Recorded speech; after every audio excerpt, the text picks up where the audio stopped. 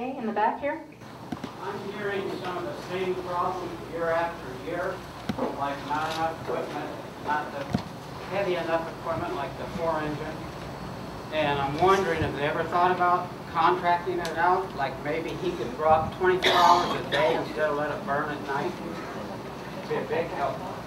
Okay, he's wondering, he hears year after year that there's not enough equipment, and you're wondering if more can be contracted out?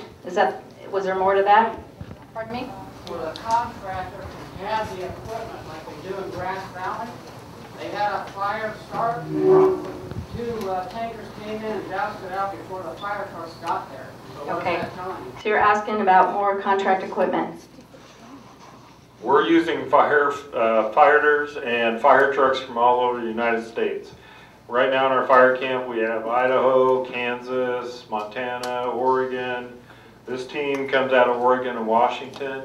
As I said, we brought military dozers in. Those bulldozers are National Guard assets. The aircraft we're using is from the state, federal, and National Guard helicopters and air tankers. We do have a lot of contract individuals that have different types of fire trucks that we go out and tap and bring into the fire camp. A lot of the water tenders that are hauling water for the firefighters and doing some dust abatement on roads, those are contract individuals. We have contract bulldozers. So this is really a cooperative effort to do this. But you have to understand, at one time there was 1,000 fires in Northern California. So we have to kind of balance what we staff our fire agencies at to make sure that we have the correct number of staffing to deal with the day-to-day issues, but we also have the resources when we need to ramp up to fight a major fire like this. And Kern County Fire Department couldn't do this alone, the Sequoia Forest couldn't do this alone, so we go out and we get help.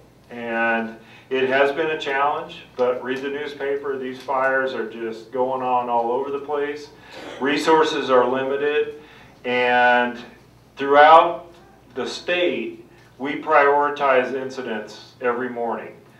We have conference calls, we discuss what's going on and what the priority is for air tankers today. If we have a lot of smoke on our fire and we can't fly air tankers, they'll move the air tankers to another fire. Or if we get a new fire that's small that starts somewhere, they'll divert a lot of resources to try to contain that fire before it becomes a large fire.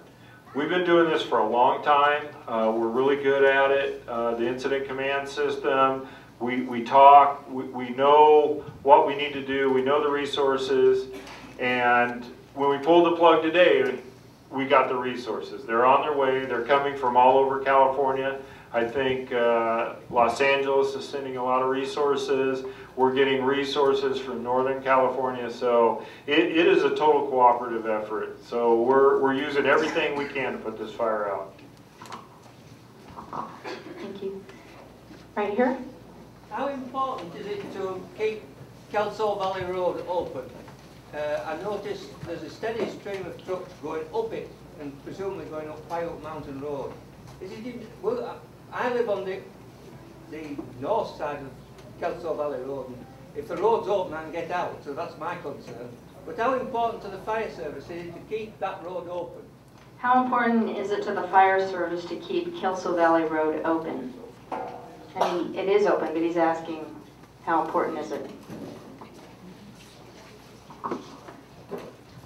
Most of the road closures are handled by the California Highway Patrol in conjunction with the Sheriff's Department. And if we close a road, you will be able to get out. We're not going to make you not be able to get out. And obviously, what we're trying to do is encourage people to get out. And of course, the road will be kept open because that's the way the fire trucks get in. We would never close a road to fire trucks. Well, would there be an extra effort to keep that road open because of its importance? It is open. Yes, I know, but to keep it open... It's not going to close. The road won't close. They'll fight fire right next to it with fire trucks. We won't close the road because that's their access to get to the fire. It'll stay open, and if it closes, it'll mean you can come out, but you can't go back in. that it becomes a hard closure. But the fire trucks will be allowed in. Okay, right up front. Here in the yellow, yeah. What road closures presently, if any, are there and what are anticipated? What road closures presently are in and what are anticipated? Okay, so we have got, of course, we got the area closure that Rick mentioned earlier on a big chunk of the Forest Service land. And then we also have BLM closures that include Nichols Peak, Bright Star, Wilderness Area, Cortez Canyon, Dry Canyon, Jawbone Canyon, Lynch Canyon, Piute Mountain Road, Saddle Springs Road, Erskine Creek Road, and all routes of travel west of the Pacific Crest Trail are closed off highway vehicles. So we have quite a few closures. And then in addition to that, we have McCrae Road from the end of the pavement south and Fawn Drive from the end of the pavement south. Yes? I might add that all these roads are posted with the closure order, and it also includes off-highway vehicle traffic.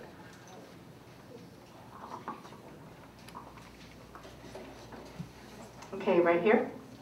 I'm a retired equipment operator. I just want to know if you need any volunteer operators. Okay, retired equipment operator wanting to know if we need any volunteer equipment operators. We have essentially what we need, but we appreciate your offer.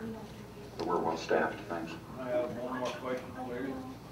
I've got a neighbor, and he's got breathing problems. He's on oxygen right now, but he's hard hitter in the black boat. Should I go over and check on them, talk to them, and try to get them to leave now or wait? Okay, he has a neighbor with breathing problems who's also hard-headed. So he wants to know if you should go talk to him right now and try to get him to leave. Where's your neighbor? Where? Weldon. Okay. Up here. So you're okay for right now. But keep an eye on him. Okay? Good for you. We're at the top of Bogfish Canyon, and this afternoon, I guess because of the winds, there was a lot of very big, hot ash coming down. Is there a remote possibility of that starting any fires? Okay, good question. At the top of Bogfish Canyon, there was a lot of embers coming down, kind of chunky type embers. Is there any possibility of that starting further fire? Well, there's always a possibility, but, you know, probably not, because it was coming from a long way. But, you know, there's always a possibility of that.